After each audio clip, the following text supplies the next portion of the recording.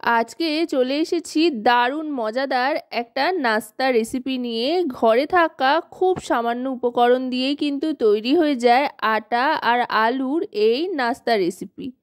রান্নাবাটির পক্ষ থেকে সকল দর্শক বন্ধুদের স্বাগত জানিয়ে শুরু করছি আজকের রেসিপি। এর জন্য প্রথমেই 2 বাটি পরিমাণে আটা নিয়ে নিতে হবে, আর 2 বাটি আটার সাথে নিয়ে নিতে হবে হাফ বাটি পরিমাণে সুজি। সুজিটা কিন্তু অবশ্যই ব্যবহার করবেন, তাহলে কিন্তু অনেক বেশি ক্রিস্পি হবে। এবার দিয়ে দিলাম কালো জিরে হাফ টিস্পুন, আর দিয়ে দিচ্ছি বেশ খানিকটা কসুরি মেথি। এতে করে কিন্তু খুব সুন্দর একটা গন্ধ আসবে। এবার দিয়ে দিলাম পরিমাণ মতো চিনি আর নুন। এবার দিয়ে দিচ্ছি রিফাইন অয়েল, 3 থেকে 4 চামচ মতো রিফাইন অয়েল দিয়ে দিচ্ছি ময়ান দেওয়ার জন্য। এবার ভালো করে ময়ান দিয়ে নেব। ভালো করে ময়ান দিতে দিতে এবার এখান থেকে বেশ খানিকটা আটা আর সুজির গুঁড়ো কিন্তু আরেকটা বাটিতে তুলে আলাদা করে নিতে হবে। খুব বেশি আটার এখানে প্রয়োজন হয় না, কারণ অল্প আটা দিয়েই কিন্তু অনেকগুলো নাস্তা তৈরি হয়ে যায়। এবার দিয়ে দিচ্ছি অল্প অল্প করে জল। এটা কিন্তু নর্মাল টেম্পারেচারের জলই ব্যবহার হচ্ছে। জল দিয়ে এবার ভালো করে মেখে নিচ্ছি। মাখা হয়ে গিয়েছে, এবার এটাকে রেস্টে রেখে দেবো। এটা যতক্ষণে রেস্টে থাকবে ততক্ষণে আলুর একটা সবজি বা পুর তৈরি করে নেব। এর জন্য প্রথমেই কড়াইতে সাদা তেল গরম করে দিয়ে দিলাম পেঁয়াজ কুচি। একটা মাঝারি সাইজের পেঁয়াজ কুচি এখানে দিয়ে দিয়েছি, তার সাথে দিয়ে দিয়েছি পরিমাণ মতো লঙ্কা কুচি। লঙ্কাটা কিন্তু আপনারা আপনাদের পছন্দ মতো কম বেশি করে নিতে পারেন। এবার দিয়ে দিচ্ছি স্বাদ মতো নুন। এবার দিয়ে দেব হলুদ গুঁড়ো। এবার দিয়ে দিলাম চাট মশলা, এতে দারুণ সুন্দর একটা চটপাটা ফ্লেভার আসবে। আর দিয়ে দিচ্ছি কাশ্মীরি রেড চিলি পাউডার। পেঁয়াজটা কিন্তু অনেকটাই নরম হয়ে এসেছে। এবার দিয়ে দিচ্ছি গাজর, গ্রেট করা গাজর। এখানে 2টো গ্রেট করা গাজর দিয়ে দিলাম। আপনারা আপনাদের পছন্দ মতো যে কোনো সবজি এখানে গ্রেট করে ব্যবহার করতে পারেন। এবার দিয়ে দিচ্ছি ধনেপাতা কুচি।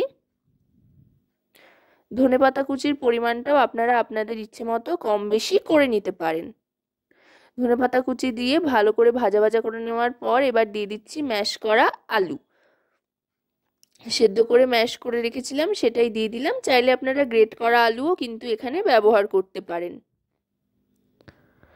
এবার এখানে যেই ময়দার আর সুজির গুঁড়োটা, মানে আটা আর সুজির গুঁড়োটা তুলে রেখেছিলাম, সেই আটা আর সুজির গুঁড়োটার মধ্যে সামান্য একটু লঙ্কার গুঁড়ো মিশিয়ে তাতে জল দিয়ে একটা পাতলা ব্যাটার তৈরি করে নিচ্ছি। এই ব্যাটারটাও কিন্তু তৈরি হয়ে গিয়েছে। এবার এই ব্যাটারটা এক সাইডে সরিয়ে রাখবো, আর এদিকে এবার যে আটার ডোটা তৈরি করে নিয়েছিলাম সেই ডোটা থেকে এবার লেচি কেটে নেব। তার আগে আরও একবার ভালো করে মথে নিচ্ছি।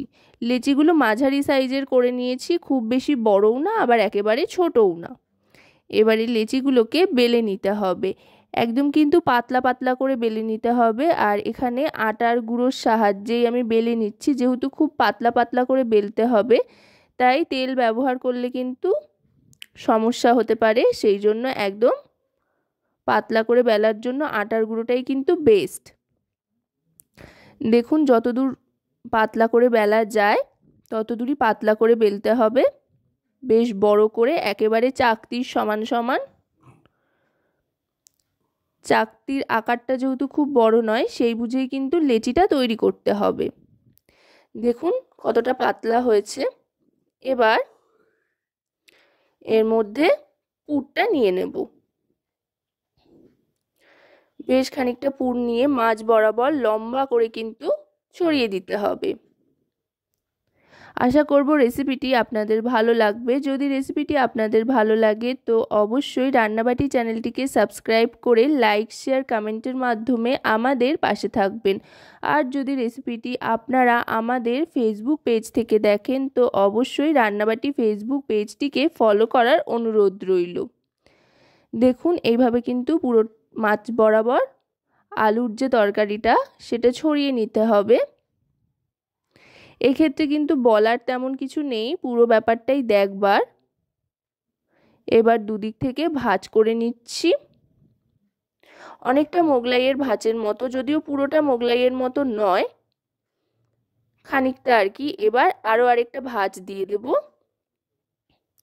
পাতলা করে বেলে নিলে কিন্তু সুবিধা একটাই, সেটা হচ্ছে আটার যে ভেতরের ভাঁজগুলো পড়ছে সেগুলো ভাজা হয়ে যাবে। মোটা করে বেলা হলে কিন্তু সেগুলো কাঁচা থেকে যাওয়ার একটা সম্ভাবনা থাকে, তাই একটু চেষ্টা করতে হবে পাতলা করে বেলে নেওয়ার।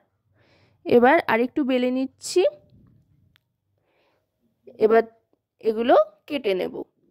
আমি লম্বা লম্বা করে এখানে কেটে নিচ্ছি, আয়তাকার হচ্ছে। আপনারা আপনাদের পছন্দ মতো কিন্তু যে কোনো আকৃতি দিতে পারেন, চাইলে আপনারা ত্রিকোণ ত্রিকোণ করেও কিন্তু কেটে নিতে পারেন, তাতেও কিন্তু বেশ সুন্দর দেখতে হয়।